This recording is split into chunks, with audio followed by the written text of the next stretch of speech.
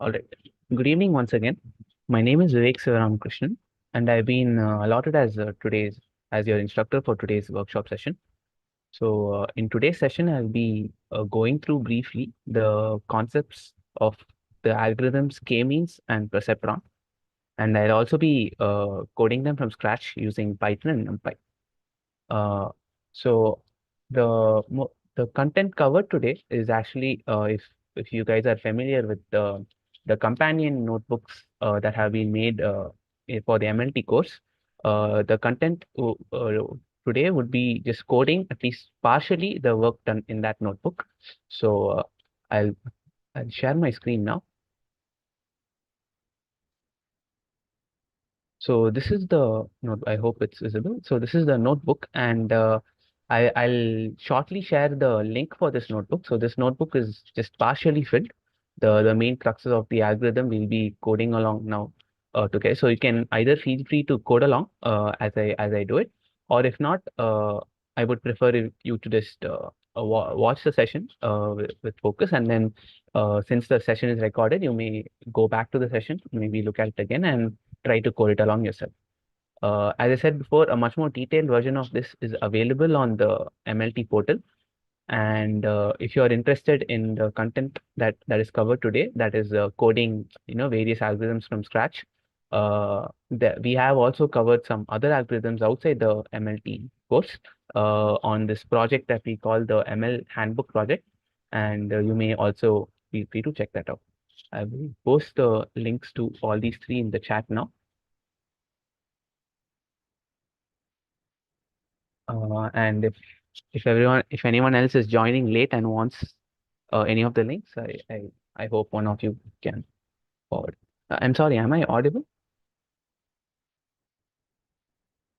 Yes, sir. Yes, sir. Yes, sir. I should have probably started with that statement. Okay, right. So with that introduction, we can swiftly begin.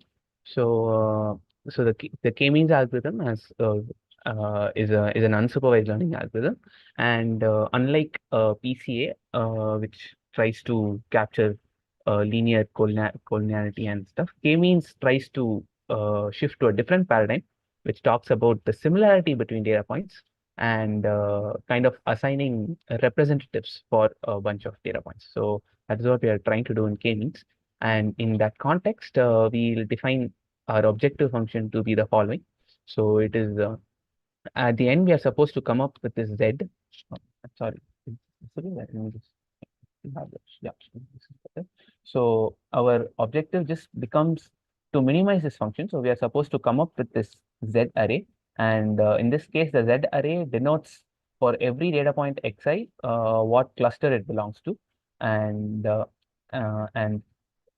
the value we need to minimize is the following. So xi minus mu zi is the corresponding cluster assigned, or the cluster center assigned to xi, and we have to minimize the sum of Cartesian products as given in this expression. So this S, it just denotes the set of all possible cluster assignments. And okay, let's just say suppose we are running k-means for 3 clusters, right? Can you guess what will be the size of S?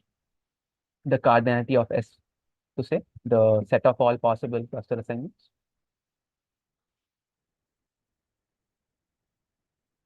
Okay, maybe just to guide you to the answer, each data point can, since the number of clusters is 3, each data point can be in one of the 3 clusters, and therefore so you have a choice of 3 clusters that you can choose from to put one data point in. So therefore, the cardinality of the set of all possible cluster assignments would be K raised to the power n. Yeah, correct. So n being the number of data points. For each data point, you have 3 choices, so it will be 3 per. Thank you. All right. Thank you, So sir. we can move on. So in today's problem, okay. Yeah. So this is our synthetic data set. So we have 3 clusters here, and you want to run k-means on this. If you are using the notebook, you can feel free to tweak this code. For example, so I just hard coded the centers to generate this data set. You can maybe fill in different centers. You can change the standard deviation of the data set to make it much more harder or easier. And the code will still remain the same. You can try to play along and do stuff like that. All right. So we will run k-means. We will try attempt to perform k-means clustering on this data set. And just by context, at least right now, we know that there are three centers. So we will also assume k is equal to 3 and proceed with the algorithm. Now, what is the algorithm? A brief introduction. So first, what we'll be coding along is using the random initialization. So we'll choose three random data points from the data set as our cluster centers, and then we'll do the cluster assignment step. And the cluster assignment step is this expression. What this says in English is for every data point, you find the distance between the three cluster centers and assign it to the cluster center that is closest to it.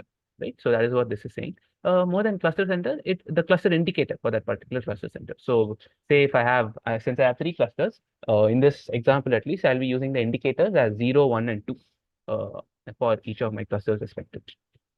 Once you've assigned these clusters, according to the Lloyd's algorithm, the next step would be to recompute your cluster centers. So for every cluster that you found, you will find the new cluster means for that particular cluster. And this step goes back and forth until the cluster assignments do not change. So that indicates that your algorithm has converged. And we know from the course that this convergence is established, right? Because there are two reasons. One is, as we argued before, this cardinality of S is actually just 3 power n. So uh, so there is a finite number of clusters, even though it is large, it is finite. And the second thing, the important part is that you can show that this objective function strictly reduces. So since the value, the cost or the objective that we try to minimize is strictly reduces given this algorithm. And since the number of states you can achieve is finite, you cannot achieve the same state again and again unless it has converged. We say convergence is established. All right. So given this brief intro, we can go ahead and start coding it further. So we will first code the objective. The objective is not really part of these steps anyways, but it is nice to see how the value of the objective function drops as we do the iterations, right? So we'll quote the objective. The objective, as we saw here, is this expression, right? So so we are given our data point, we are given our cluster centers, and we are given our cluster indicators, right? And we are to just evaluate this particular expression, which is the sum of deviations of the sum of the square deviations of xi from its respective cluster center. So we'll code that first. So we are given x cluster centers and z, and yeah, so I can just say cost is equal to 0, and for I in x dot shape 0. I hope you guys know what the shape function does. X dot shape returns the dimensions of x, and x dot shape 0 is just basically the number of elements in your data set x. Just feel free to interrupt me if there is any, if you find uh, that you have any doubt, or if you find that I'm doing something wrong. All right. So I will do this. So x is an array of data points. In this case, two. It is a two-dimensional vector. So and you have cluster centers, which would be a collection of just 3 points, and Z would be a one-dimensional array with values 0, 1, or 2, which corresponds to the cluster center that is assigned to X, right? So we'll do this, right? For I in X dot shape 0, now we'll first calculate uh, we'll first just calculate the distance. So since every data point has been assigned a cluster center, so that just means my cluster center for xi is this cluster centers of zi, right? So this is what I meant. So since this is assigned, we just need to find the distance between cluster center zi and our data point xi. And how do I do that? I can use the np that. Let me just comment this. Yeah, I can just do np dot inner dot norm of the difference between the data point xi and the cluster center, its respective cluster center, right?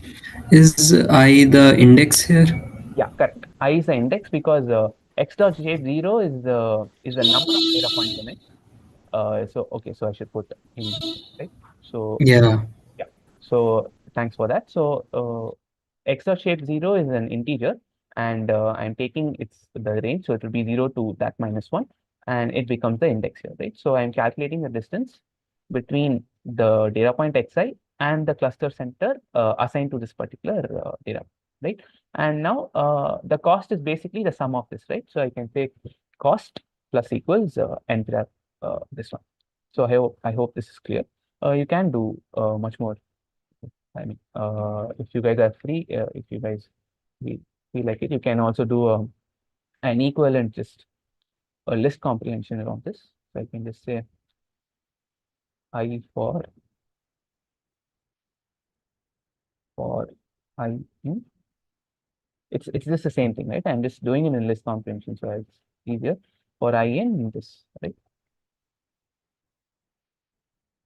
So this is just my respective deviations, and I take the sum of this. So this is the exact same code that I did. I can comment this out also. I hope this is also clear. We'll be doing some list comprehensions in this code, which is why I'm sort of introducing you to this now, sir. I hope there are no doubts here. So I'll just run this code for now and keep it there. Now we have now we'll actually code the algorithm for Lloyd's, and that just entails these two functions here, right, as defined here. So we'll go ahead and code that as well. So our first code is to assign our clusters. So how to just recall, how do we assign the clusters? We find the distances between each data point. We find the we find the distance between for every data point, we find the distance between every cluster center in our list, and then we assign the cluster indicator for x to be of the cluster center corresponding to the lowest distance. All right. So we'll do that now as well. So to start, we'll have a array z, which will be the cluster indicator array, and we'll initialize it as a bunch of zeros, x dot shape 0, which is again you could just do n is equal to x dot shape 0 and do it from there as well. And for each index, right? So for I, as similarly as before, for I in range x dot shape 0. Now what we are going to do, cluster centers has in our case 3, but we will not hardcode 3 in here. So what we have to do is we need to find the distance between xi and every cluster center, and then choose the cluster center that has the least distance, right? Now how would I do that? Say I can do yeah. So I hope okay. So let me define this array first. So I'll have this array called so whatever we've done here, right? But I will be calculating this for every cluster center. So I'll just copy paste it here. I'll just call this cluster center for cluster center in a collection of cluster centers, right? Cluster centers. That is over here, right? So we have this, and now in our example, since we have just 3 cluster centers in this array, the size of this list would actually be 3, and the list would just contain, okay, this is actually square distances, right? Let me just add a square here, square, and here as well, square. Yeah, so we want to, Sir, yeah, yes. sir, X is of the shape D cross N or N cross D. In this case, it's n cross, oh no, yeah, n rows and d columns, yes, n cross d here. So it would be x dot 0. So every row would be a data point. Is that fine?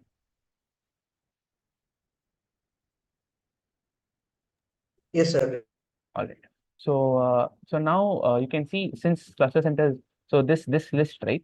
So this list just has the distances of your data point xi from all the current cluster centers that are there, right? So we'll just call this, say, cluster distances.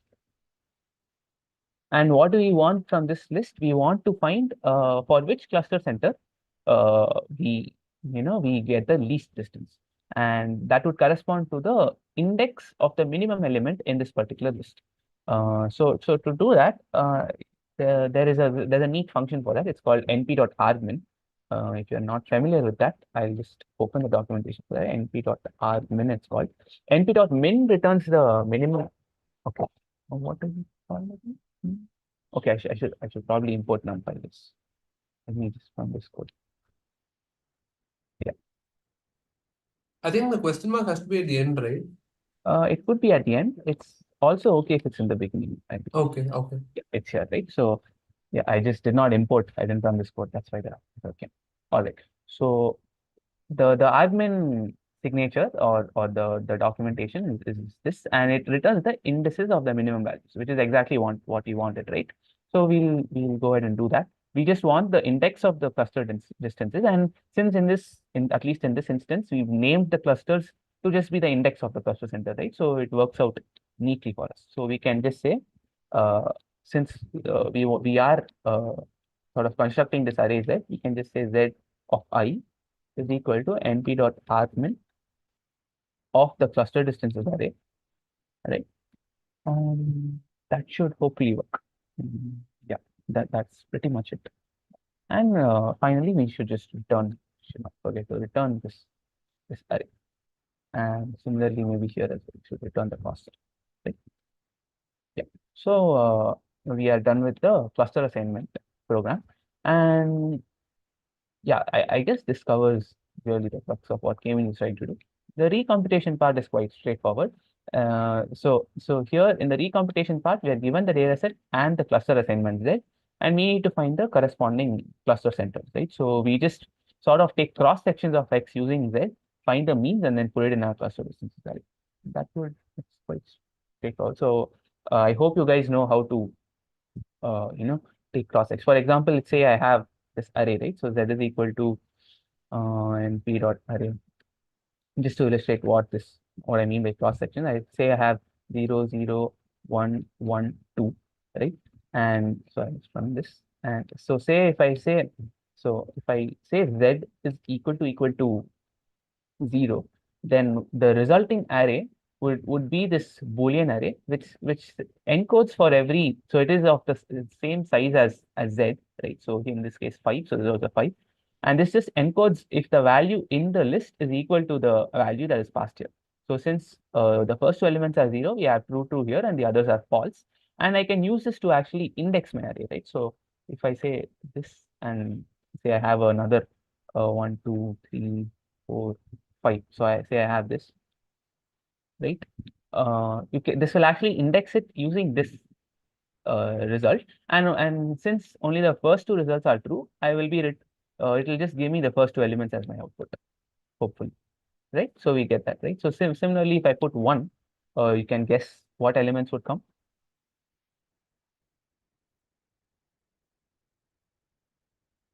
What would be the output of this? 3 and 3 and 4. 4. Yeah, 3 and 4. 3 and 4, right? Because I have it here. And similarly, if I put 2, I will get the final one. And I think if I put 3, it should just give me an empty list. That works out. All right. So that is what what I meant by taking cross sections. We'll do a similar thing here. So I'll take a cross section with respect to each cluster. So for that, I can just do I'll just write a list on it. Cluster centers is equal to dot array. So first, the cross section is actually just what? My cross section is X of Z is equal to I for I in range. It would actually be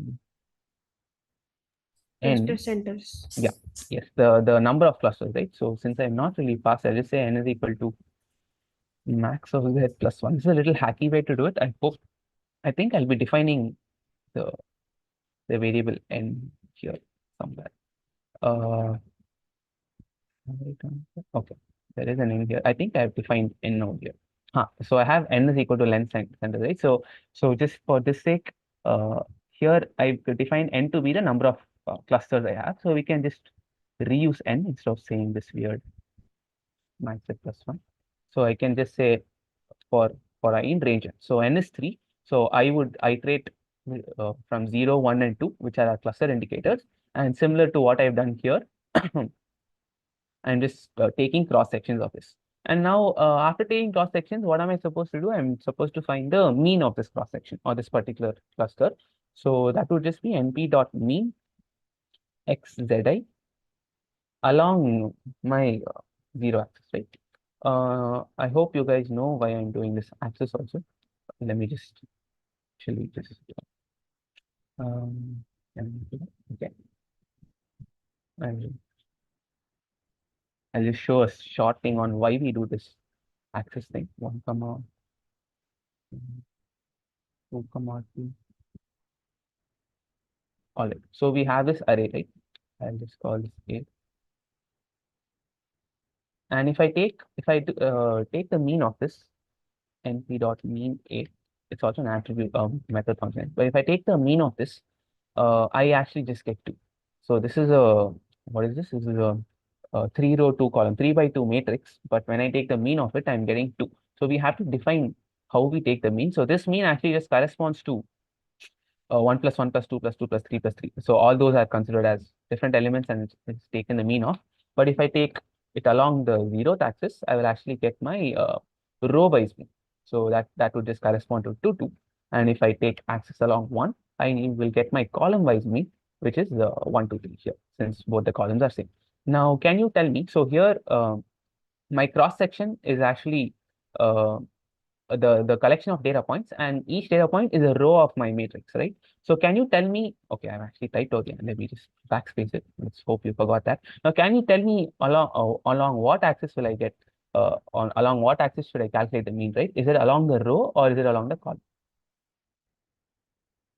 0. Right? 0, which is the row, Column. because all my data points are actually stacked as rows. Therefore, I will take the row wise mean of my data points, and that will return the cluster center we're looking for, right? And yes, I think this should also be pretty much it. And that finishes our implementation of Linux. So let me just run that. Now we've just done it. Let's visualize and see what we've done actually works. So first, to start off, we'll start with the random initialization. So we'll choose 3 different points and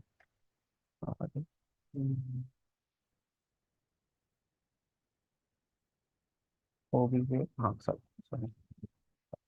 There we go.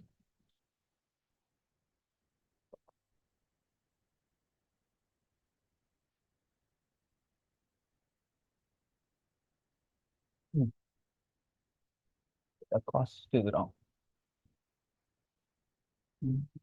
Okay, let me run this code again.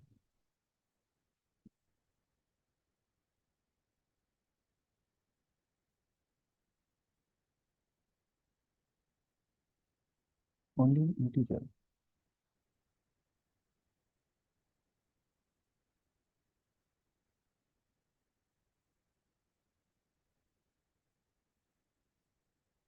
Mm,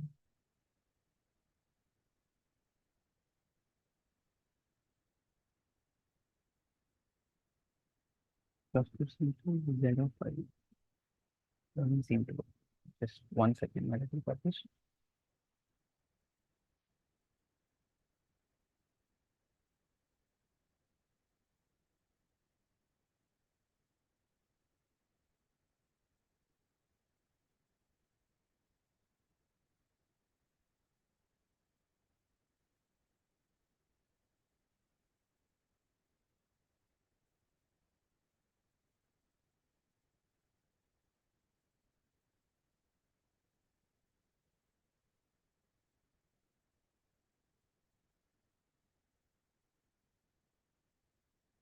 Okay, so Z of 0 actually is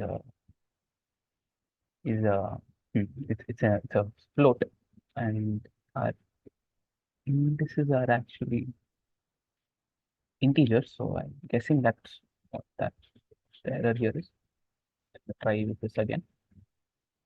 And yeah, so that worked, right? So it just so happened that Zi happened to not be an integer, so the indexing didn't work. Sorry for that error. So right, so now we have this, right? So these are our random initializations of our 3 cluster centers. And can someone tell me what these lines are? Does anyone So remember? Voronoi partitions. Nice, awesome. The, people still remember that. That's great. All right. So these are Voronoi partitions, and basically, these lines correspond to the, at least in this case, the perpendicular bisector. So if I connect these 2 lines and uh, take the midpoint intersection, which is perpendicular to this line, I get this particular line, and I do that for all the pairs and form this sort of plot. And it indicates how my points are colored, right, or rather how they're assigned. And this happens to be my random initialization, and it happens to have this cost of 572, and you want to minimize this objective value. So that is the problem. And since we coded everything, we just see how it works. We have Ah, no. So just make these changes, right? In your workshop wireframe, like I did not pass Z before I like constructed this. So if you have this obj instance, just add a comma Z over here in the wireframe. Should work well after that. So we run k-means on this, and these happen to be. So this is the exact same diagram as over here. So we are not missing out. And the cluster means are updated, right? Now if I calculate the mean, say consider the green cluster, right? So this one. Much better. So if I calculate the mean of this particular cluster, you can see this X will sort of shift over here. This probably won't change that much, and this might come a little bit down here, and that's what you see happening here, right? So that's what's happening here. So, and finally here we've sort of converged to this orthogonal cluster. We've converged in just 2 iterations, it seems. So that is k-means. And to just the problem is that this random initialization need not always work well, right? So for example, let me just show it on a complicated data set. So is this visible? Am I just sharing my tab, or can you see this other example? I just changed my tab. Is this visible? Yes, sir. It's visible, right? Okay, great. So this is actually again from the MLT notebook only that is there on the portal. So here you can see this is a complex cluster with how much? 1, 2, 3, 4, 5, 6, 6 clusters, and this is the optimal Warnai plot we want to achieve. Now you can similarly, if you run k-means on this, right? This is how it goes. This is a small animation, and I also argued before that the objective function cost strictly drops. And if I play this animation, you can see that to be the case. It was 2000, and as you can see, at every iteration it drops. The dotted line is just the intermediate state before and after the assignment to show. So if you remember, the proof sort of argues with this intermediate state on why that drop is strictly negative. So you can see that here. And you see this is how k-means work, right? So this was with some random initialization like this. But the problem is that, at least on complicated data sets, this random initialization may not always result in this, sort of good clustering that we're looking for. Sometimes it can lead to pathological clustering. And example would be this. So you can see the clusters are sort of initialized very close to each other.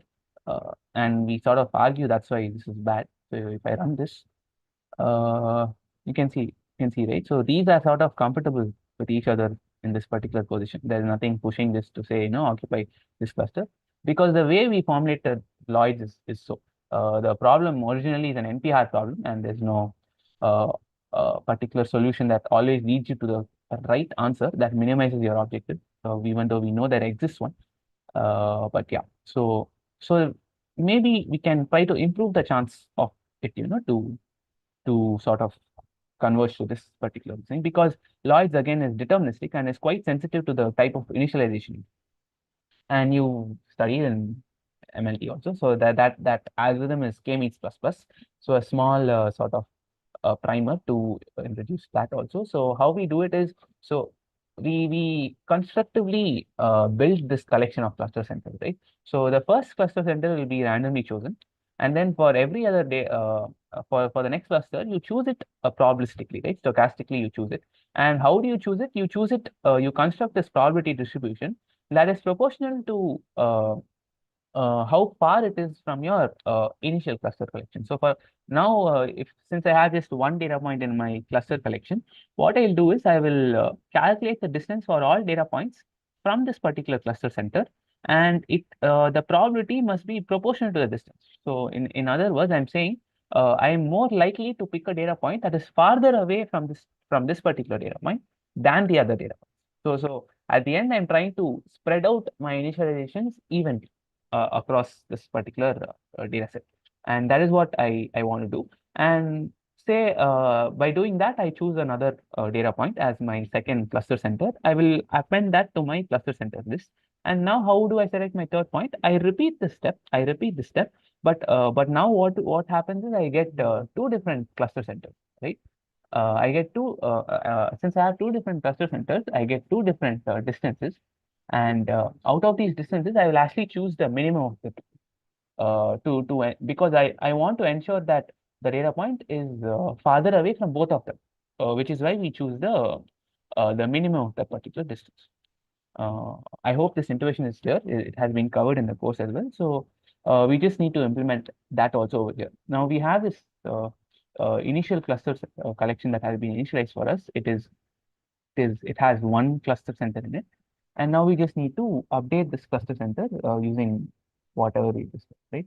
So that is also quite simple. So first we just score it. We'll have a scores array, and the scores array would be just the distances or the minimum or okay. So first I need to calculate the distances of the data point from all the points in my cluster collection, and then I need to select the minimum of that, right? So that would be my score. So I'll do that here. So that would be np.array. If you want it in that format, I will say. So first we have this array, right? We need to find np.linear.norm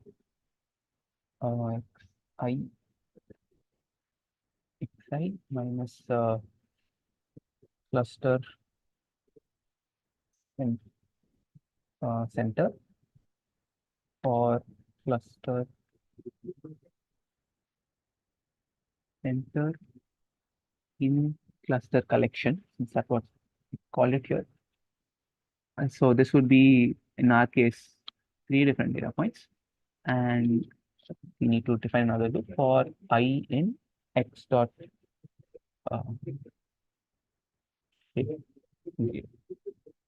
hopefully this works. So what we're doing is also this should be squared. Yeah, since that's the definition of the k-means. So this is the distance between xi and some particular cluster center, and we do find this distance for each cluster center in our cluster collection, right? And we do this for all, and finally out of these 3 distances we'll just be selecting the minimum of this, right? So I'll just put a minimum. Is this clear? Are there any doubts? So we take for every cluster center in our cluster selection, in our cluster collection, we find the distance between the data point and that particular cluster center. And then we take the minimum of these distances, and we do this for all our data points in our particular data set. Is that clear? Any doubts so far over here? Sir. Mhm. So in the last line, why do we take normal? Is it the normal distribution? Oh, this one. No, this is actually your Euclidean norm, right? It's just the distance. So I've taken xi, which is a vector. I've taken cluster center, which is a vector. I subtracted to the 2, which kind of connotates the difference between the 2 vectors. And then this function actually returns the Euclidean distance, which would be the square root of the x1 square plus x2 square. Is that clear? That's what, let me just open that. So that we could have written in the form of order 2 or order 1 like that also or not? Yeah, we can do. So by default, this is just your Euclidean distance, which is your L2 norm, right? Is that what you were saying? Yeah. Yeah. So by default, this is just your L2 norm. I think there are functions for the other norms as well. There's a parameter for that particular number that you can pass. Sir, it will find the distance between x and the cluster mean, right? Correct. Yeah, correct. So xi minus cluster center is basically the difference between the two, and we are finding the magnitude of that particular vector, which is basically the distance between the two data. Normally, when you find the distance between the two, that's what you do, right? A1 minus A2, A1 minus B1 square plus A2 minus B2 square. The same thing is what would be done. Yeah, there was another.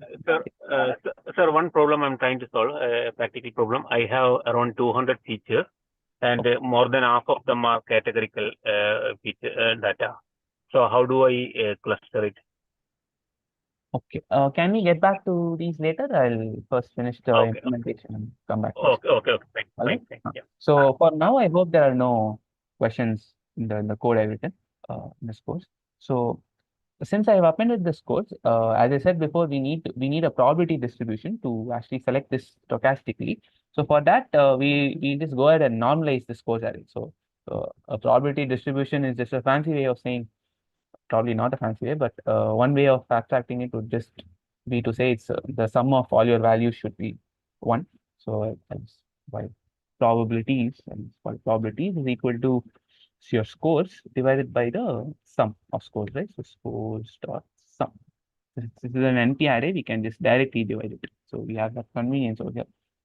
And finally, we need to choose with this probability, right? So we can use np.random.choice for this. I'll show you the documentation for this also. So it also supports this, probability distribution choice thing. So that happens to be the p variable here. P is a 1D array of probabilities associated with each entry, right? So we'll just use that. And so how will we choose it? So first we need to choose randomly. So one data point using this probability distribution and then append it to a cluster collection, right? So let's say our next cluster is just same thing here. So this just chooses it in random. We choose one data point. So this one is n, I think, a size, huh? So one is actually just a size. We are choosing one this thing, and this is the index, and that index we are using to choose a data point. But here we pass this additional parameter p, which contains our probabilities, right? Probabilities. Yeah. So this is our next cluster, and we just need to build, right? Incrementally, we are building the cluster collection. So I'll just say cluster collection dot append next cluster, right? I hope this was straightforward. So if I run this, it should work again. Int object is not iterable. The same mistake I did for I in range x dot sheet. All right.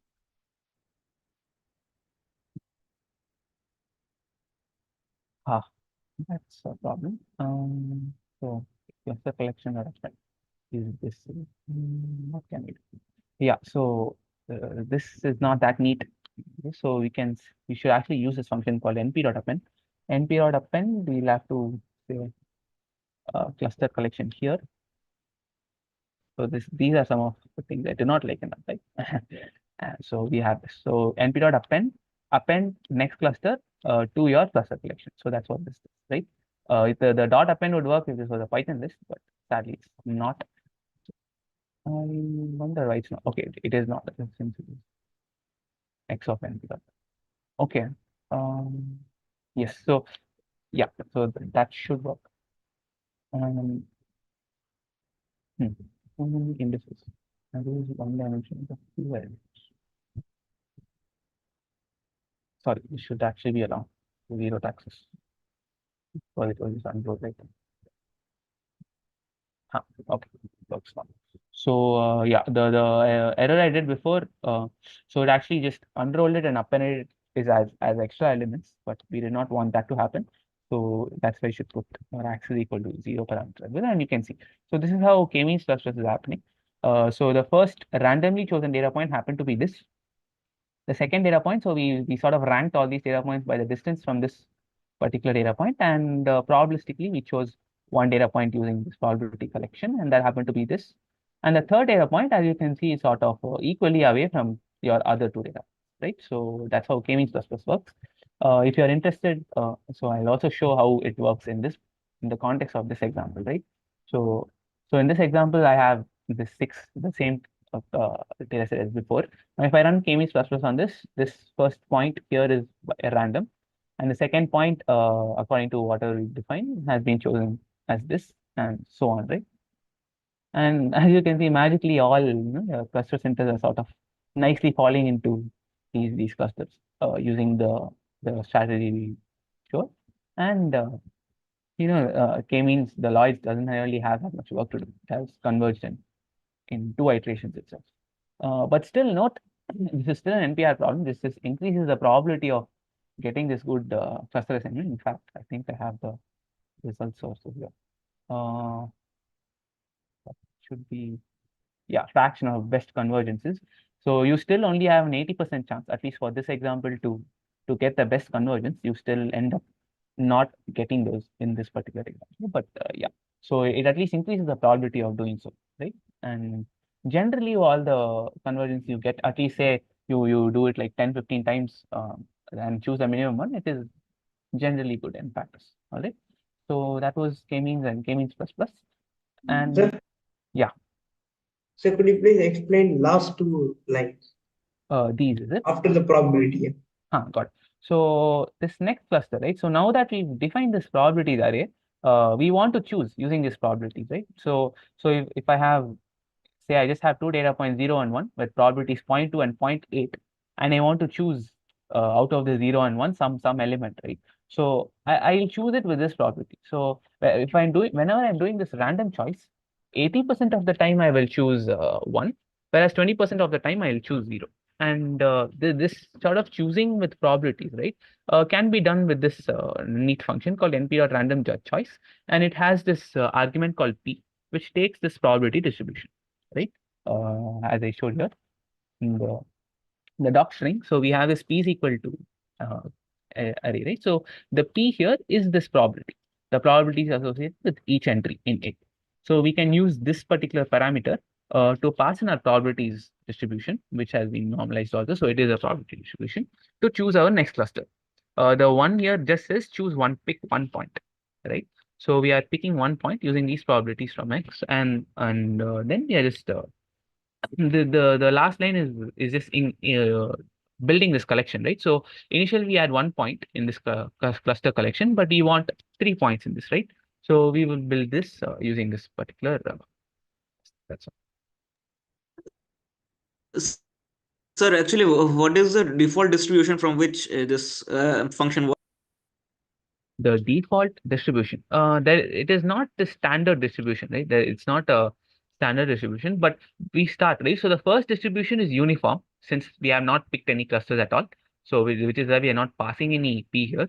But by distribution here, I'm just meaning a collection of the distribution here is just a collection of values, right? So you could in some sense say it's discrete, but yeah. So there is a probability assigned with every data point, and that therefore happens to be a distribution. It's not some standard distribution that we are fixing, but it is a distribution that we sort of construct based on our cluster collection array.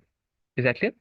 No, sir, I'm not. My question was not that. My question was that this np.random.choice, this function means what the default value of p is said to be none. But means if no p is given, then and it is an optional parameter. So Yeah, will it assume to be will the distribution be assumed to be a uniform distribution or correct. something else? If not given, the sample assumes the new uniform distribution. That's why we've not passed in an argument here, right? So that's what you would sort of expect also, I would say. If you're asked to pick something in random, it generally tends to be just a uniform, right? So it is uniform if it is not passed. Is that okay? Yes, sir. All right. So np.random.choice Mhm. will return a index based on the probability. Correct. Yes. So this one is actually just the index, right? So let me, maybe this will work if I just run it like this. Yeah.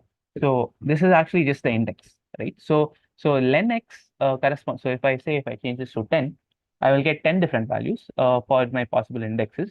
So len x, it corresponds to the maximum number, and 10 corresponds to how many times you want to sample, and p corresponds to your distribution. And you can also sample with or without replacement. For example, here you see 95 has occurred twice, right? So if you'd like to sample without replacement, you also have that other parameter here. So you should say replace equals false, so that it's sample without replacement, right? Is that clear? So we are given We should indices, and we run use a this. for loop, right? Huh? So we should also run a for loop here. Not necessarily, because we are using this to take a cross section. Remember, so we can, while by using this, we are getting x to be this. It is a collection of points. I get what you're saying, but it is a collection of just 1 point here, right? So it is just so since this is just 1, right? So if I just run this, you'll see how x looks like, or rather the next cluster looks like. So this is yeah, as you can see, it is not just this data point, but it also has 2 square brackets around it. So it is a collection, but of just 1 data point. And we are just adding this collection to this particular to the collection that we already have before using this append collection. So you don't really have to use a for loop in this case. Is that okay? Yes, sir. We should also add a third center, right? Because we have 3 centers. Right. Okay. And yeah, so that's what it is. So we have, so the for loop is here, right? And we already have 1 cluster here already, and we are just adding 2 more clusters. Yes, sir. That's a for loop. Yeah, yeah. The for loop is over here, but you do not need it in the context of this, right? Excuse me, sir. Yeah. In the last line, cluster collection, in the append function, why we need to specify the argument x is equal to 0? We can maybe do that also here. Now, I have this, right? Say I remove this argument. So this is what happens. You see so let me also output cluster collection. Okay.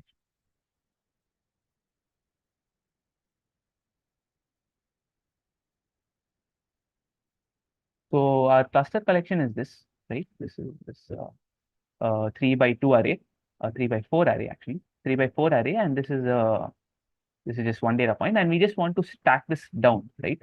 But as you can see, when I do this append, right, without any access, it sort of unrolls all these things. So it makes this into a one-dimensional array, it makes this into a one-dimensional array, and this concatenates the two. So that's what the normal behavior of append has done here. If I do an axis is equal to 0 here, axis is equal to 0, it will consider this to be a row and then append it at the end, right? So that's what will happen when I put my axis argument. And also, if I put axis equal to 1, it should give me an error because it should be a 4 array because I have 4 columns. So it will probably not work. So, but 0 would work because I have 2 elements and it becomes another row. So that is what we are specifying using this axis argument. Is that okay? Yes, sir. All right. Sir, each row is a cluster center. Sorry? Sir, each row is a cluster center. Correct. Yeah. Each row is a cluster center. Correct. It is the data point that we sampled, right? So initially, it is one of the data points that we have in our data set, but you're right. Every row is a cluster center.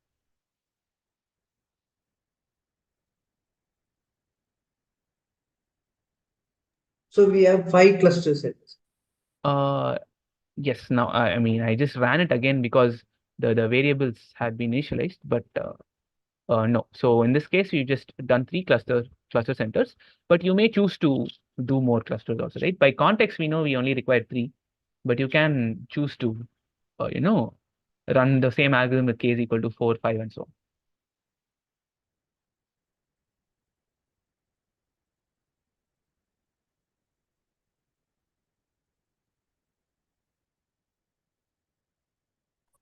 Excuse me, sir. Yeah. Yes. So the collab that you are using is not on updating by itself, no? It will not, right? So it was meant to be a code along thing. The final completed collab will be on I think there's a drive, right? So I'll give this final collab to them, but you can maybe choose to code along, or after the session you can Yes, try sir. to So, code it yes, yourself. sir. So please do share this collab also. Sure. It will be available on the drive link. I'll also at the end of the session, I'll send the link of this particular collab in its version. You can feel free to go through it also. Okay, sir. Thank you. All right. So I'll just okay. I think I showed this also. Right? All right. So are there any other doubts in K-means? If not, we can move on.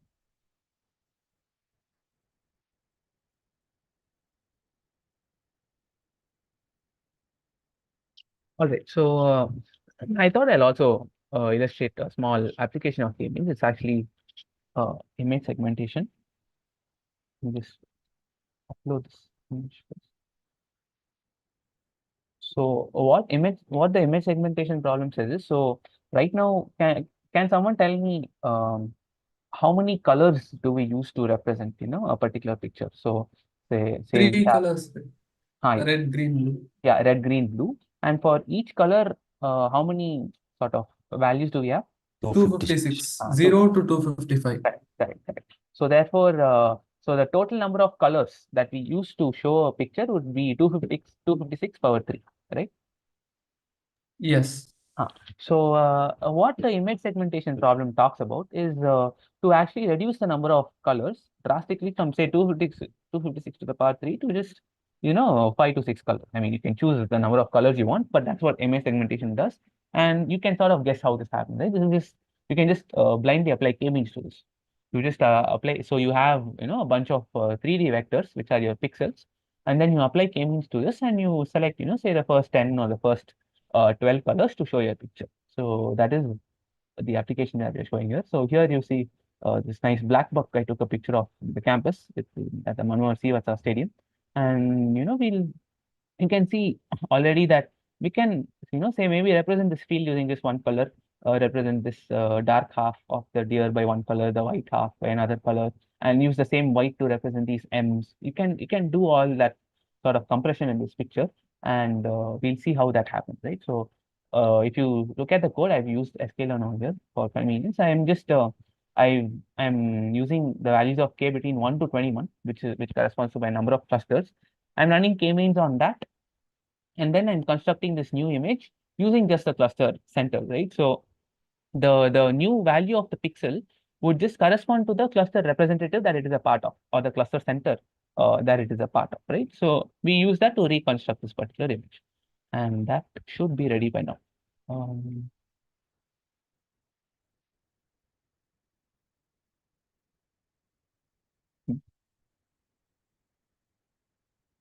You can also, if you have the notebook, right, you can maybe run this and see. You can upload your own image here. I've added this resizing part also, so it should not take that long. You can try it out. Sir, is this choose files feature exclusively a part of Collab, or is it a part of other If notebooks you're as well? using Jupyter Notebook, you can just add it, just upload it. I just use files.upload for convenience sake. But if you're using Jupyter Notebook, just make sure your image is read properly over here, right? This F name, just make sure you pass. If you are running it locally on your system, just make sure that it's taken care of, right? So I've used that because the pictures have different file names, and I can sort of get it neatly using this collab. All right, so it is ready, and here you see, so this is k-means with just one color, and maybe this is not that useful. Oh, what happened? That single color is because of k is equal to 1. What? Yes, single color because k is equal to 1, right? But say if I go to the next frame, this k is equal to 2, you can see the definition, right? So we have Only these 2 colors has been used. correct, exactly. And 3 colors would add more definition, 4, 5, and so on. So it becomes sort of better progressively. But after a certain point, you see the change is not really that drastic. So you can see the color is changing. Yeah, so that. Yeah, and at the end, 20 colors gives us this particular. So only 20 colors has been used here, right? And you can still see the grainy effect of the grass and all that is quite nicely captured as compared to the 256 power 3 colors used over. So it is Yeah, there's actually not even that much of a difference. precisely right. But I mean, unless until you have a So picture from of this 256 to 20, how much is the compression? Can you? yeah, I mean, it's quite easy. 20 over what is it? 256 by 3 power 3. So this is that is the compression. Or rather, if I do 1 minus this and multiply it by 100, that's the answer. It's just close to 100. Yeah, it is 99.999. Oh, great. Right? So it's really big, right? So this is sort of one. It is lossy though. You can't. It's not the exact same image that is over here. But it's quite good. Sir, is the same strategy used for compression of a JPEG or a PNG file? I'm not sure. Probably not. I think there are much more advanced methods maybe in place, but I'm not really sure. Right? It probably is, but this is one application of k-means that you can use, right? Yeah. I would also be curious if you guys are on the discourse. Do maybe look into the JPEG compression formats and so that. I would love to read about those. Yeah. So this is one sort of application of k-means. All right. So are there any other doubts? If not, we can move on to Perceptron. Okay. We still have one more hour. Yeah, we might be done much earlier today.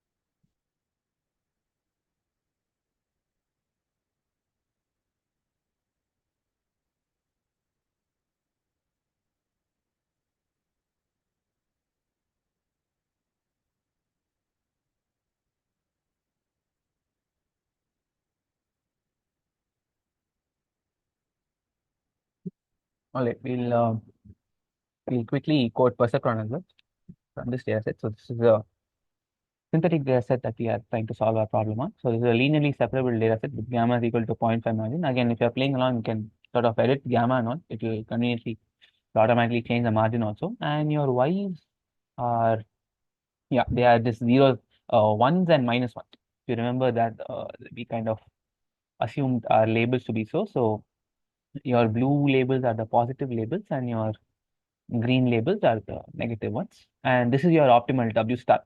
So this exists, right? This exists with this gamma 0.5 margin. And Sir, just a little digression. Like, if we are able to finish early today, then would you be able to cover the last uh, collab notebook in day one as well? Because that day we didn't have time to cover the last one. oh, is that so? I'm not really familiar with the content was that was Karthik, right? I think he's scheduled to take another day as well. I'm not Okay. sure what the plan was. I mean, if you have any specific doubts, maybe you can note it down and ask me at the end of the session and try to answer it to the best of my capabilities. But other than that, I'm not sure how he's decided to continue with that. But I don't think I should do that, right? But if you have any specific doubts, we can maybe have a look at it at the end of Okay, sure. Yeah, thank you. Okay. So yes, so Perceptron, if you guys can recall, uh, is needs a linearly separable data set one and also with some non-zero merge. So which is why I've constructed this synthetic data set as so. And now we can start off, right? So Perceptron is quite simple. There is really nothing to explain. We initialize our W to be 0. We also consider the sign of 0 to be positive. That is one thing. And in step T, as we iterate, as long as we have a mistake, if there exists some mistake, we'll update our W to be our initial W plus xi, yi. Yi is just a sign. Xi is the data point. Is the data point. So xi and this wt have the same dimension, and we'll just do this particular update, right? And we just keep doing this until W converges, and this has been proved by that radius margin point and whatnot. So we'll code this as well. And yeah.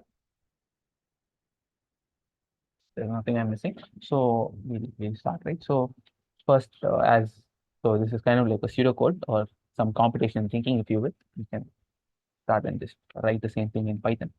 So W is just np.array 0, 0, since this is a two-dimensional data set. And we'll also define a number of data points. N is len x, which is also x dot shape 0. X or x? Okay, it is x. I have used x only here. So yes, so the x has been updated, len x, and now we need to sort of do this until no mistakes are occurring, right? So we'll run an infinite loop for now, and we'll break out of this loop if there are no mistakes at all, right? So while true makes this infinite loop for us, and while true, we will first iterate through all our data points. So I'll say for I in range n, and now we have this particular data point. Now we need to make sure that our prediction is just sign of xi transpose wt, that one. And we need to check whether if it is equal to yi. And if some xi not equal to yi. So we need to check if that if there is a mistake. So if mistake would just mean if sign yeah, just say sign. We'll define a sign function. If sign of xi transpose at W. So this at is basically how you take the dot product in NumPy. It is a neat operator, and we want this to not be equal to yi, so that would indicate a mistake. If the sign is not equal, what do? We say we do this particular update, right? So W is equal to W plus xi into yi. Since y is a scale, you can do it either way. Yi into xi. So I do this particular addition, and yeah, and then I just break out of this loop, right? Since it has updated, I will again do a for I is equal to 1. Just be note that this is actually just breaking out of this for I is 1 to range n loop and not the while true loop, right? So since there has been a mistake, I'll just restart this loop for now. So since I've updated, W, I'll again start from the beginning of the data set. So that is what this is saying. But we've not broken out of this, you know, this while true loop yet. So we need the case where this for loop sort of runs completely without breaking. So there for that is actually a convenient function. It's actually for else. So if I say for I in range okay, for I in range 5, I'll say print 5. So this is kind of like your try except finally blocks, kind of like that. So, and say print duck. So if I do this right, this actually just, okay, I don't know why I did 5. Right. So you can see this print 0, 1, 2, 3, 4, and then done. It prints done because it hasn't encountered any break statement here. So that's what this else part does. This is a for else loop. But say if I put a break here, right? So this will actually break on my first iteration. Since it is breaking, this else part will not actually execute, right? So I hope that is clear. And this is kind of the behavior we want here, right? So here we are doing this for I in range n, and we are breaking out of this particular for loop and later running it again because of this infinite loop. We are breaking out of this for loop because we identified some mistake and then we update W, right? But if we do not identify any mistake at all, that means our algorithm has converged. There is no reason for us to continue running this particular sort of learning thing. Our learning is done. Sir, but this break will just break out of the for loop. Correct. This break will just break out of the for loop, right? But say if no mistake has occurred at all, right? Then we will not break out of this for loop. Hence, at that point, we will break out of our while loop. Does this make sense? So since if we encounter a mistake, this break will happen, which means this break will not happen because this for else this part will not happen because this break has occurred, right? So a break occurring implies some mistake is there. So we have updated W and we will again begin from here for I in range for our new W, right? So this will keep on happening for all updates of W. And so we will not break out. We will not break out only if our W predicts correct for all our data points, right? So once it predicts for all our data points, the else part will run. And the else part here will break out of your while, which is again the behavior that we expect to happen. Is this part clear? Are there any doubts here? So, but the else is outside the for loop, right? The else Why is is outside the it for loop. getting discontinued? Yeah, so as I mentioned here, right? So if I remove this break statement, so this is the for else sort of Python syntax. It's something neat. You can code it in other ways. You can say update is equal to false and then run this and then change update to true and then use an if condition to break it out. But this is just a neater way. So see here, right? So that's what I've showed here. So in this for, if you see a break is not encountered at all. That is why this else statement is running and it prints done. The Right? break inside the for loop is for updating the W vector. Correct. So that's why there needs to be a break.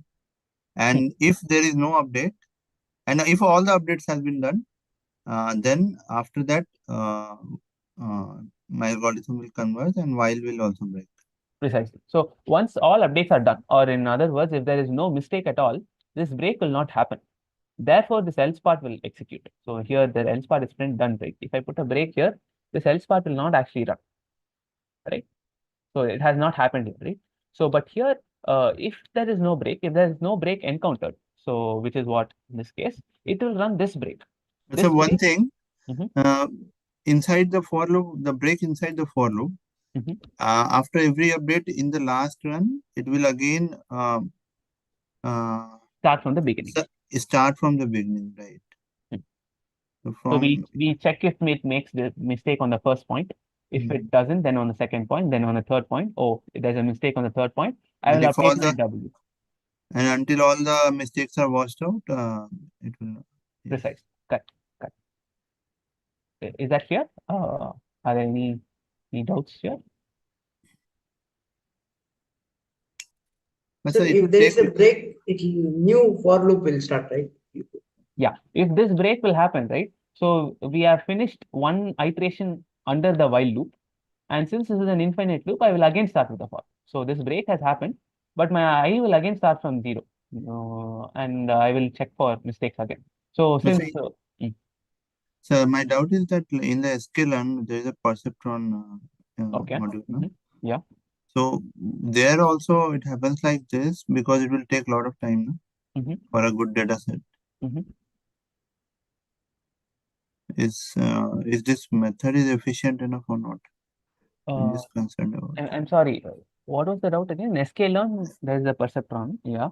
Right, sir. So there also the behind that that module, there will be some code, and Okay. if that is also doing something like this, because for a good amount of data set, it will take a lot of time, no? From the time complexity perspective. Got it. But yeah, so I mean the ideas of epochs and number of the batches and iterations can be applied here as well. But all that still boils down to basically this logic. That might work in terms of logistic or SVM, something like that. But here with Perceptron, we are just concerned with it not making a single mistake on Yes, all because the. Perceptron is the most basic Yes. algorithm. So For us, we are saying convergence means I should not make a mistake on any of my data pointers. any of my data, yeah, true. So whatever implementation it is, at the end, it is doing some way or the other of this particular thing. So this is all Perceptron does. Maybe for other this thing, you have those stochasts, those batch-wise gradient descent, mini batches, Yes, and other ones. yes. But in case of Perceptron, at the end, it will just boil down to the same thing. Sir, actually, what will happen if we bring in a nonlinear data over here? Then will the infinite loop continue forever? Yes, it will continue forever. So it will not terminate, right? So there you can maybe feel free to add some conditions. You can maybe say if my iterations exceed 1,000 or something, then maybe you can break out of the loop or something like that, right? So those can also be added however you feel free to. But this will Sir, not terminate. As you said, if it is not linearly separable, this will not terminate. Yes. sir, in MLT theory, whenever there is a mistake, we update the W and we go to the next index, right? We don't start a new loop. Okay. Did sir say that's strictly what we do? Because see, again, that is just another variant of what you're trying to do. But at the end, right, you want it to not make a mistake on any of the data points, correct? So it doesn't matter if you're sort of continuing from where you left or you are continuing from the start. In terms of Perceptron, it's very basic. My goal is for W to not make any mistakes at all, right? So in that sense, this is also the same thing. So you can tweak around. You can say continue from there, or choose make it into multiple batches and use one particular batch only to check for mistakes. And if there's no mistake in that batch, you move on to the next batch. All those tweaks are there, but Perceptron, right, at the end, again to reiterate, just wants you to not make a single mistake at all, which is why at the end all of those just boil down to this. And then even in one of our assignment problems, it had the same thing like this. That is, it doesn't continue from the next one. It again starts from the first point only. Okay. Right. All right. But yeah. So I mean, it is not. I don't think it's that hard to implement. Sir, also if we don't write the break and put the else inside that for loop, then also if loop gets then else will not get, it will not enter into else loop. No. Actually, this else. I mean, this else is not for this if, right? This else is actually for the for.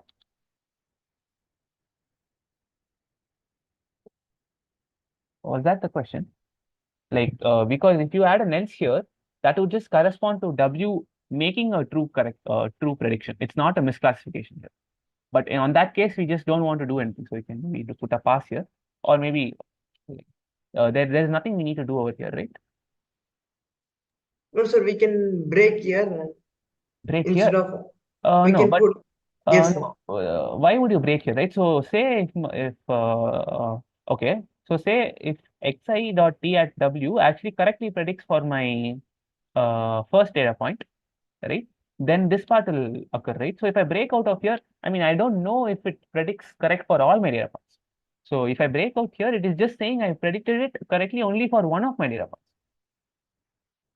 If I want to know that it has predicted for all of my data points, it should be outside this sense. Do we need a else there?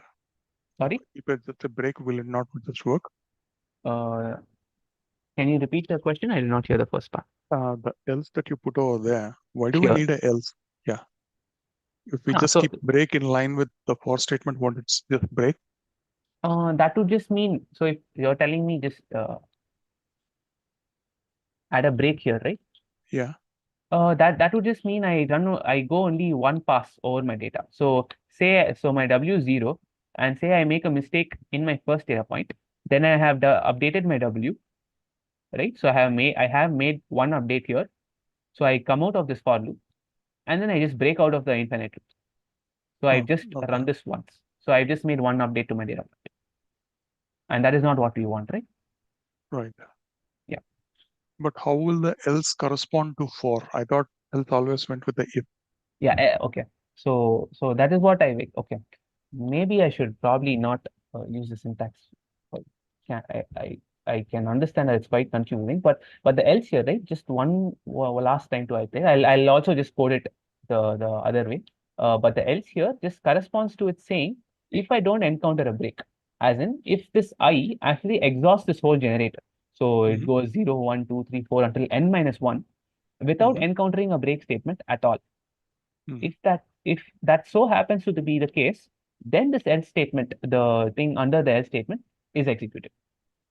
So this is this new. I'm not sure if it's new, but it is another sort of Python sort of syntax you can use for this particular problem. Right. So this is one way to run Perceptron. But yes, I'll maybe comment this out and do it No, the other way. it's a different way I've not seen, so that's the reason why I was confused. But thank you. It's a new one. Yeah, it's fine. Yeah, no issues. That is sort of another reason why I wanted to introduce it. Although it's not really that common, the for this statement, but it can be neat at situations like this. But we can sort of do it normally also. So I'll say while true again, but I'll also have an updated flag. Updated is equal to false. Okay, it should actually come here. Updated is equal to false, and then I run this, right? Sir, we can implement this using exception handling as well, right?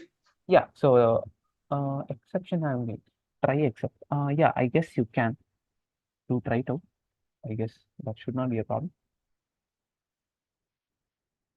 Yeah. So now we have for I in range n, we are checking this if sign xi dot p at w is not equal to yi. We say w is equal. We do the update, and then we say updated is equal to true also. Updated is equal to true, right? So since we have already updated, so I'll say if updated. And now I don't really have to say if updated equal to true because that also returns true. So if it is updated, then I'll break. Is that okay? So if this is updated, I'll break out of this particular. And then here outside the loop, so this if updated, it will terminate the for loop. And to terminate the while loop, right? To terminate the while loop, I'll check if not updated, then break.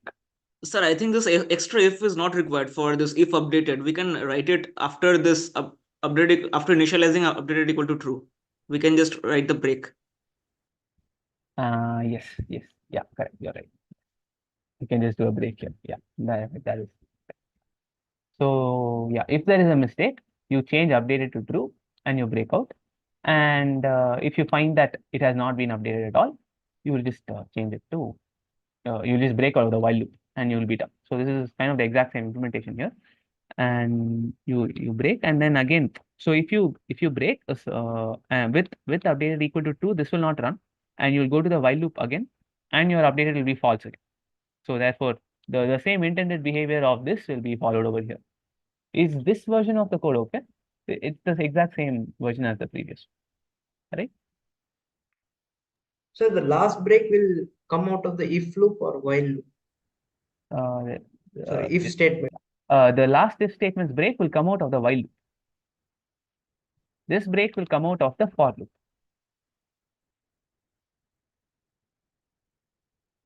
Is that clear? Sir, and what is the need for refreshing the value updated to false every time we enter for every fresh iteration of the while loop? Yeah, because you don't know, right?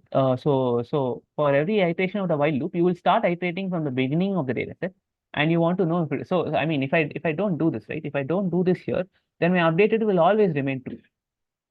And therefore it will never sort of break out.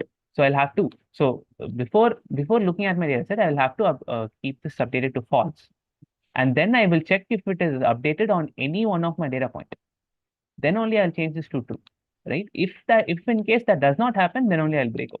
Otherwise, this will just be an infinite loop. The flag won't really work the way we expected. We'll have to sort of initialize it before every data set pass that we do. Okay, sir. If not updated, you break. So I hope this version is better, right? Are there any other doubts, Perceptron?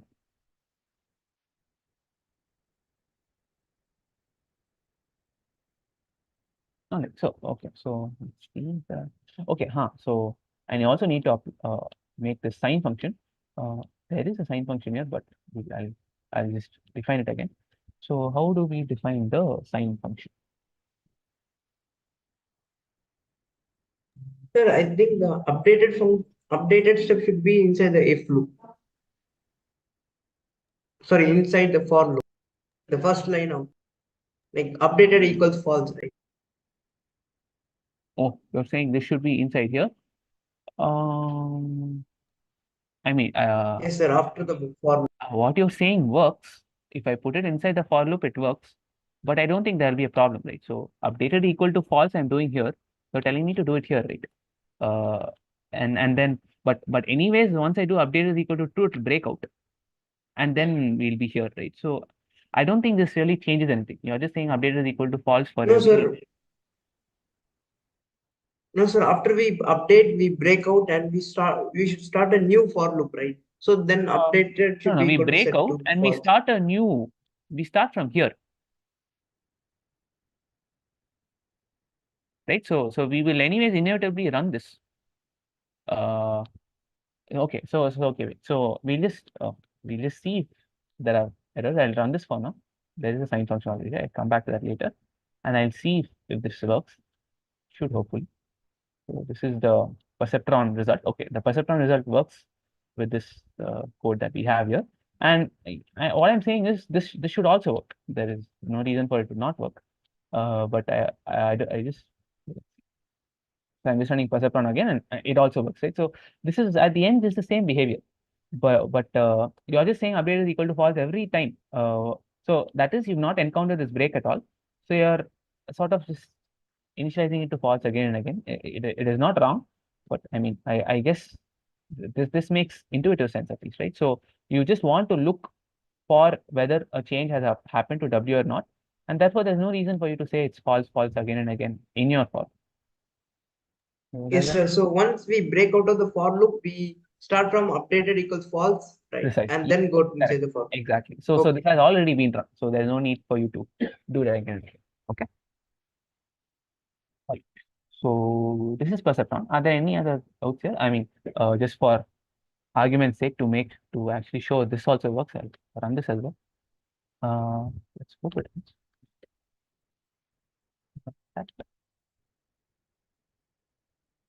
And this has also worked, right? And okay, so this perp function. Okay, I'll come back to this.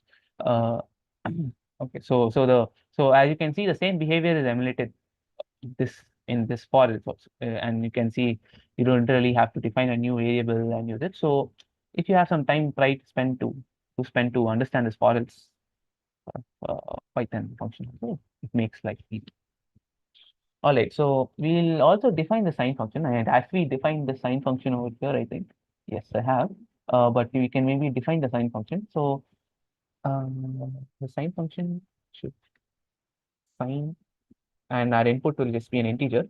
I'll say sign I. And if I is greater than or equal to 0, we will return 1, else return -1. So this is our sign function, right? And that is that. One more thing here, I also use this function called perp, which actually returns, which is actually the gradient of your decision boundary. This W is what we found, and we want to plot this decision boundary as well. So we need to calculate the gradient of this particular decision boundary, and that is just perpendicular to our W, right? Now now our W is a two-dimensional vector, and now can someone tell me what the perpendicular gradient for W would be? So W is a two-dimensional array. How do I find the gradient of the line perpendicular to W?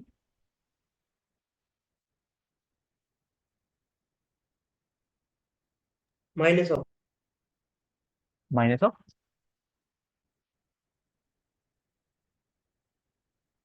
Sorry, what was the question again? The question is, We can find the perpendicular bisector and choose the positive side. yeah, the question is not that. The question is, I have this W, right? So this W is a vector. So it happens to be 5.3, 4.28. And now I would like to find the gradient of this decision boundary. And we know that the decision boundary W is transpose X is equal to 0. Yeah, W transpose X is the equation of the decision boundary. But I'm just plotting a line. I'm actually plotting a line using matplotlib, plt.ax line. And I want to know the slope of this line. So what would be the slope of my decision boundary? Minus W0 by W1. Okay, is it minus W0? Yeah, so is it minus W0 by W? Yeah, you're right. So for the others who don't know, the perpendicular gradient multiplied by the gradient itself should be, so for example, this should be satisfied, right? So grad times pep grad should be equal to -1. So this is that identity I think we all have learned in school. And this gradient is what? The gradient is just y over x, right? So that would be W1 by W0. So therefore your perp grad should actually be just minus of W0 minus 1 into W0 by W1. Yes, that is correct. Thanks. So that this would be your perpendicular gradient, right? So and we use this sort of thing to, and the slope function to draw this line, and we can define that using a lambda function. This is quite straightforward. I can say How did you lambda. get W1 by W0? W1 So by how did you W0 find is the gradient as? so this is just so you have gradient is equal to y by x, change in y by change in x, y2 minus y1 over x2 minus x1. So this is that same formula. So this is W1 by W0. W1 is your y, change in y. W0 is your change in x, and the ratio of the two is your gradient. Is that okay? And if you solve this equation to find perp grad, you just perp grad is minus W0 by W.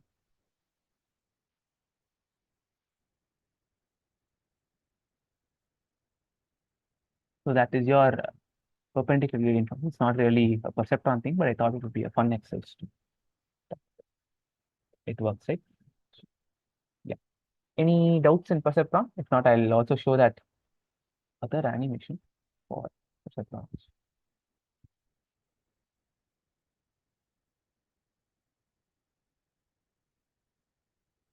Also, the resources that you shared at the start, the handbook and all, that is extra reading material, is it? Yeah. You don't really. It's not in the context of the OPP. It is just what I've done in this session, but on more sides. So the ML handbook project is on certain algorithms that is not covered in MLT also. Certain algorithms which we thought was important to introduce. It is also again coded from scratch. This first given a brief introduction, and then it's also coded in scratch. So you can feel free to go through it. It's not tested. What is tested is everything that has been only in MLT and sessions that is covered in this. But other than that, there is not anything new there. But just in case if you're interested, you can go through those links as well. Okay, sure, thanks. Sure, no problem. But I do suggest you should go through the companion notebooks. I think there are videos also, but the notebooks that you can find in the MLT notes portal. So there you can find. I think it's the same example for Perceptron. I'll be showing the animation also from there only now. But yes, that is. Do you mean this collab notebook? Not this collab notebook. So I'll show you that. So this you guys can see, right? So this MLT notes website. This should be a pinned post on Discourse also. So this is a MLT portal, right? So okay, right, and here is not here. I'll get it updated. But for week 3, if you want the week 3 collab, so this is your tutorial collab. So you can go here and open the link. and you will get this particular notebook, right? So this actually has, and the collab is also here. The collab link is over here. Not the weekend collab. I'll put it. I'm not sure why it's not there, but yeah. So you can find the example, the complex layer cluster, and the animations and all over here, and also in the collab. So you can click around and play around over there. I'll also show the week 9 animation.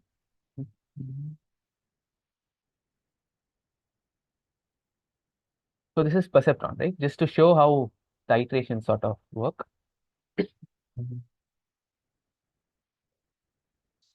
All right.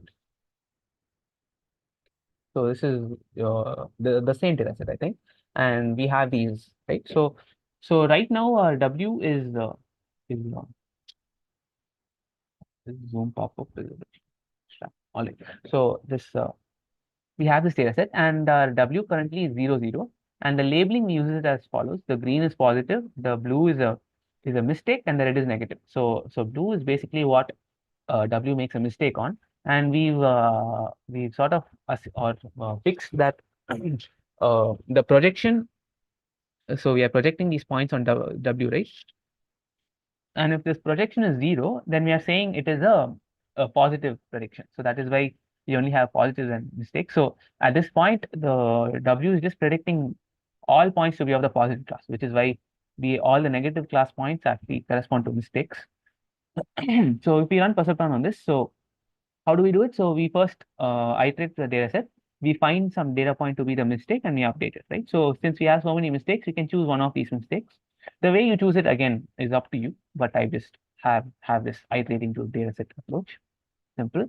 So the first arbitrary mistake we make, or the arbitrary mistake we choose, is this minus 4.85 minus 1.83, which is a false positive. So it is a negative mistake, but it is falsely classified as positive by our model. So we choose that thing and we update it, right? So since the true label is negative, we are doing a plus yi xi here. The yi is actually minus 1 because the true label is negative, and xi is the data point, right? The data point is this minus 4.85 minus 1.83, and the vector, as you can see, it is not this direction but the other direction because the true label is minus 1. So we move from 0, 0 to this new particular point, and this becomes our new W. So this is our new decision boundary, and the updated boundary over here is this. Now we make correct predictions on the red and green data points. So we classify it as positive and negative correctly, but these blue data points correspond to your mistakes, right? And therefore, since there are mistakes, we need to choose any one of this mistake to make our new update on. And that mistake, we happen to choose this one. So this minus 2.81 3.93 happens to be a false negative. So it has a true label of a positive point, but our model has falsely predicted it as a negative. So we'll update it over here. And how will the update go? Here it will be in the same direction of your data point because the true label is 1. This YIXI update, right? So this arrow will actually go in the same direction as this, that parallelogram addition law, whatever it's called. So, and therefore our new W will be pointing towards this point, and this will be a new point, and corresponding addition boundary changes. Note that the number of mistakes need not strictly reduce after every iteration. That is one thing. But you're guaranteed it will make 0 mistakes at some point. So if I continue this sort of updates on this particular data set, you can see sort of moves back and forth, but hopefully, yeah, there was 1 mistake and again 5 mistakes, and yeah, now it has converged, right? So this is your final clustering, and this is how Perceptron works on this particular data. Any doubts in this animation or the Perceptron?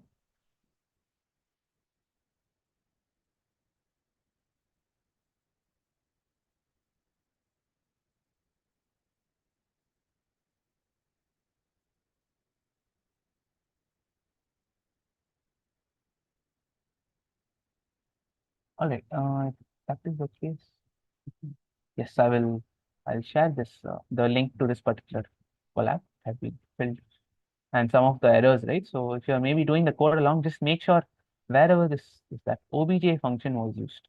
Where was that? Yes, so wherever this obj function was used, just make sure to add a comma z. It should be in the recording. Otherwise, I'll share this.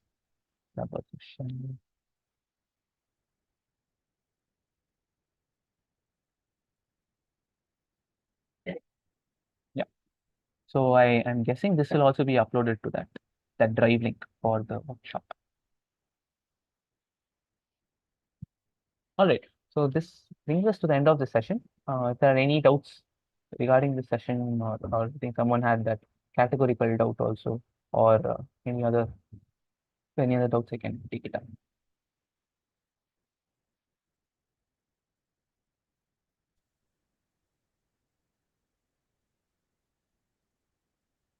You can feel free to drop out of the session if you do not have any other doubts. You're not audible. Hello?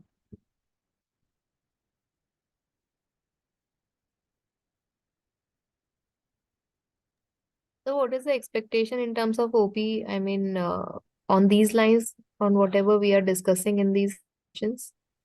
I'm not familiar actually. I do not set the OBP questions, and I've given the OBP also, so Oh, I'm okay. not sure. Yeah.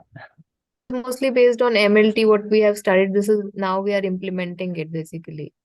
Yes, if I'm to guess, yeah. So basically, whatever we covered in MLT, we are implementing it. Also not using sklearn, which is what you'll do in MLP, but here using NumPy from scratch. Okay. How efficient is this versus sklearn? Like, I mean, on the one hand, like, since we are doing something more fundamental, Correct.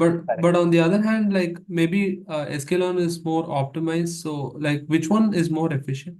That is true, right? So if I am to guess, I think sklearn sort of has the bound on being the most efficient.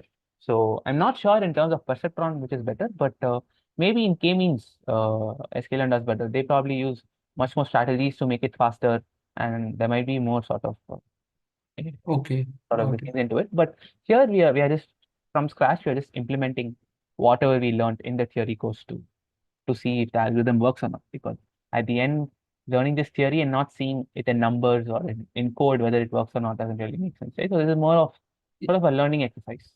Yeah, definitely. Yeah. Sir, most of the sklearn libraries may be implementing the similar type of code, right?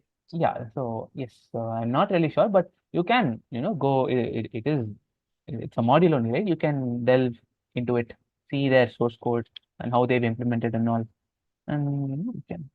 Or if you're feeling there are you can use that time it library to code to take this approach, find the time it takes, and then compare it with run the sklearn program, record the time that takes, and compare also all those work.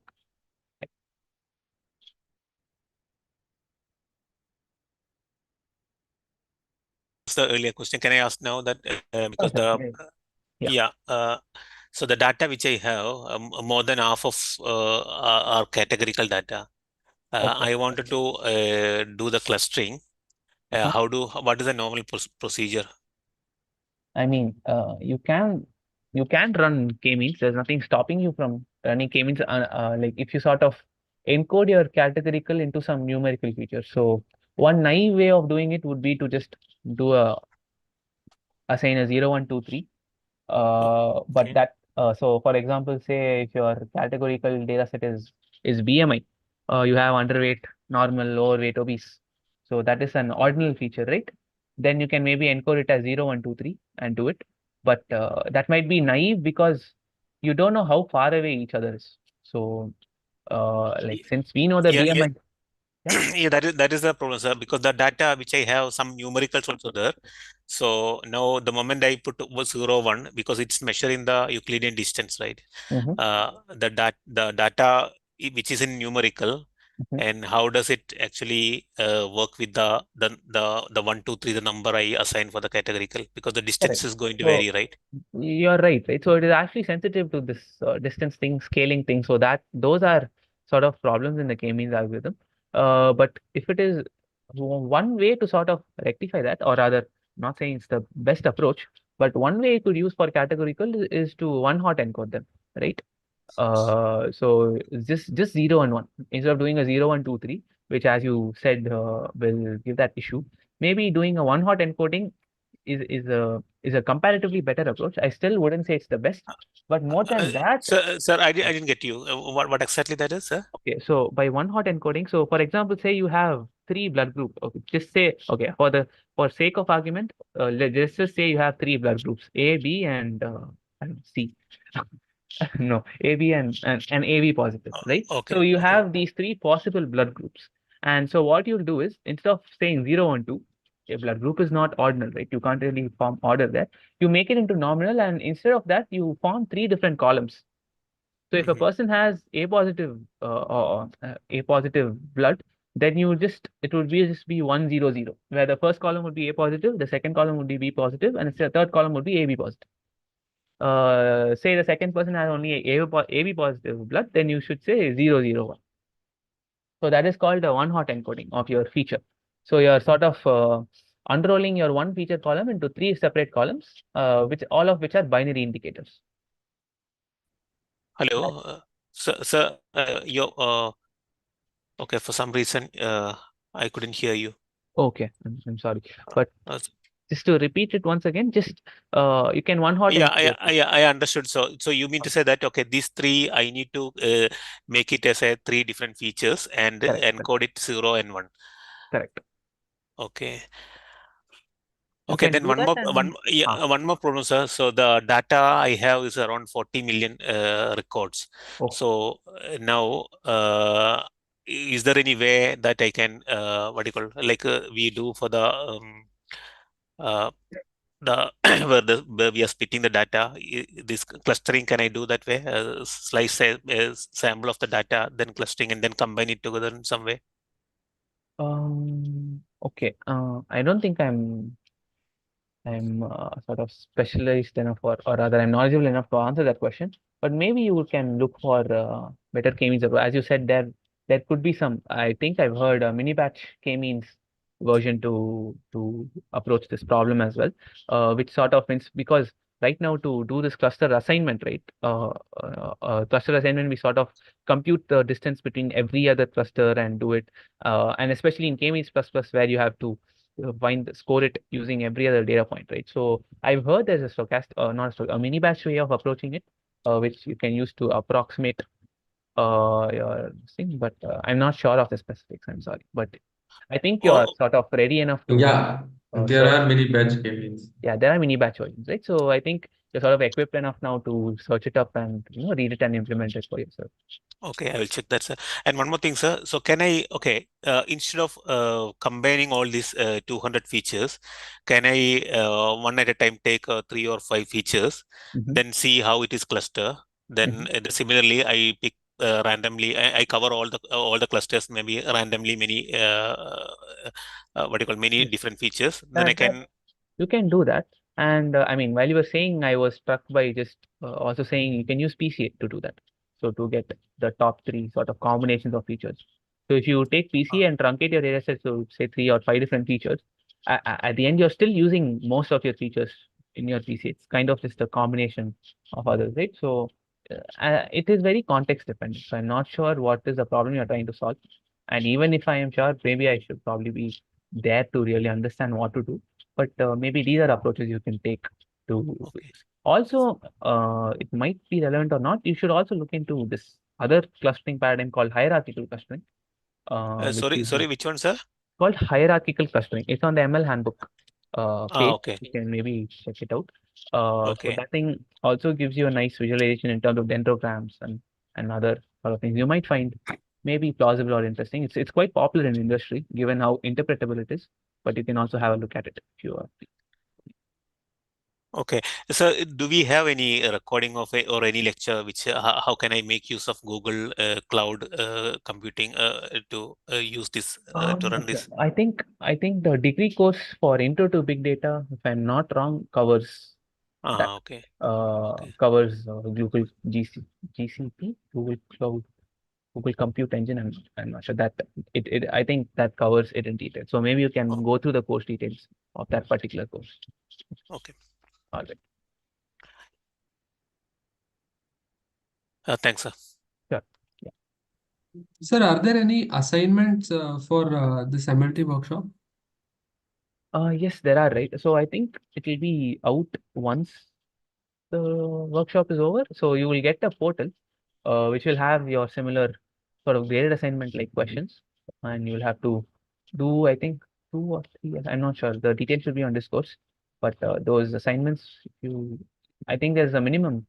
Just an average of yeah, it's there on disclose, but yes, there you will be given access to a portal, this NPTEL Seek-like portal only, where you'll have to do those assignments, which are Okay, always sir. MCQs, I think, not really programming. Okay, sir. Got it. Yeah, thanks. All right. Thank you, sir. Sure. Thank you. Yes, I think we can. This is a nice time to end this session. So you guys can feel free to drop off. Thanks for attending the session. I hope you found it useful. Also, feel free to stay back if you have any more doubts. Yeah. Thank you, sir. Thank you. Thanks, Thank you, sir. Thank you.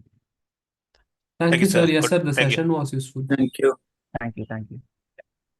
Sir, can we implement like KD tree or ball trees also like in NumPy? Because Sorry, can like you repeat? Can we implement what trees? KD, like say there are KD trees, na? K means K as means some. trees. No, there are KD trees, na? Because when we are inferencing K means, then it takes a very long time if the data set is large. Okay. So then we use like a ball tree or a KD tree sort of a system. Right. Okay. I'm not really familiar with those approaches, but yeah, I'm not sure. I'm sorry. Okay, not sure.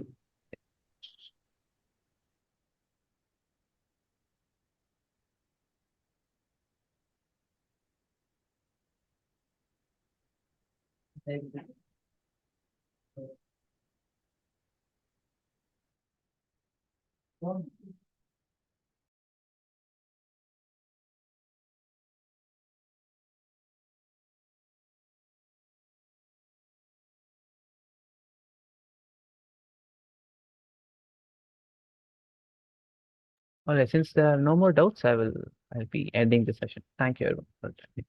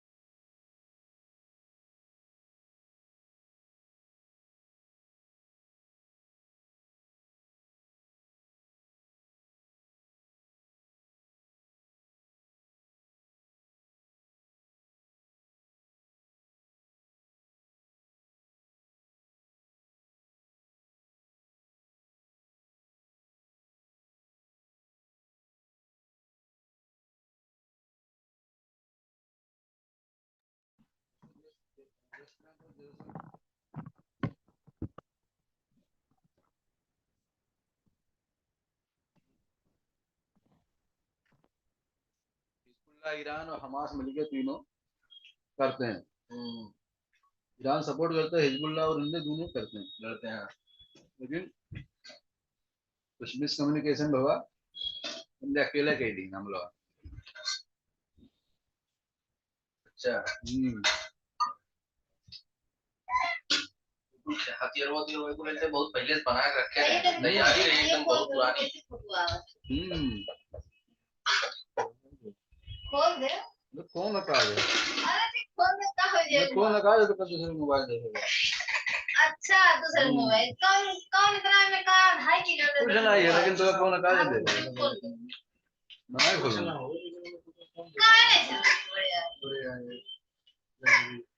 पूरा phone में को record करके सुनो तब तो अच्छा लगी। अच्छा है इनका फोन करके रिकॉर्ड करके सुना था। तो पंचायत की नहीं जरूरत हो चाहिए होगी तो अपना क्या करेगा, तो दूसरे फोन देखेगा, ये बहुत अच्छी आदत थोड़ी हो, सारी जगह फोन देखा जाए। क्यों तेरा नहीं देखे बढ़िया नहीं का तो फोन करना है बनाई बोलूं जाओ तुम आओ नीचे आओ, होगा नीचे उधर आओ, आ जाओ।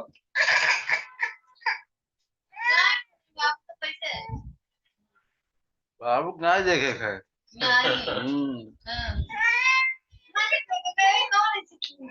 नहीं है, कौन जरूरत देखेगा, कौन तो का खुराफात है उसमें।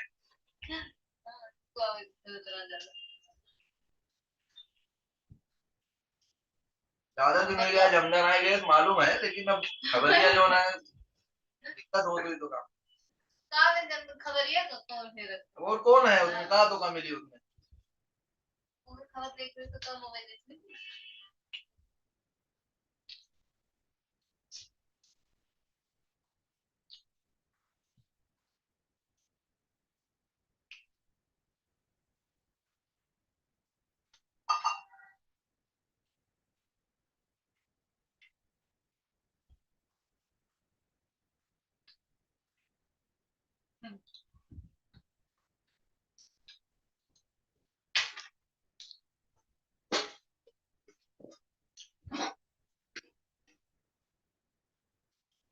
खबर को लाते हैं हिजबुल्लाह वाले जैसे हम लोग करा थे बाहर से उतरे कि हम लोग भी साथ में गजब